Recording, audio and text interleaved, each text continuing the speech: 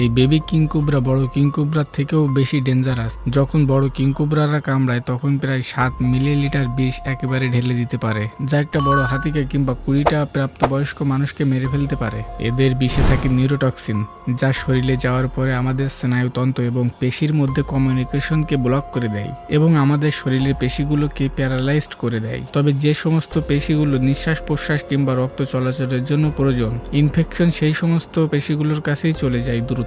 তখন মানুষ দম বন্ধ হয়ে মারা যায়। তবে বড় কিংকোবরারা যেখানে সেখানে কামড়ে বিষ ঢেলে দেয় না। বহু ক্ষেত্রে কিংকোবরা শুকনো কামড় দিয়ে থাকে, মানে যে কামড়ে আপনি আঘাত তো পাবেন, রক্ত বের হবে, কিন্তু বিষ হয়তো ঢালবে না, কারণ বিষ তাদের কাছে শিকারের জন্য খুবই প্রয়োজন। তাই তারা অযথা যেখানে সেখানে এই বিষকে নষ্ট করতে চায় না। কিন্তু ছোট কিংকোবরার ক্ষেত্রে ব্যাপারটা একেবারে আলাদা। আসলে ছোট কিংকোবরারা কন্ট্রোল করতে পারে না সে কোথায় কতটা বিষ ঢালবে, তাই বহু ক্ষেত্রে কিংকোবরা কামড় দিয়ে শরীরের সমস্ত বিষ একেবারে ঢেলে দেয়।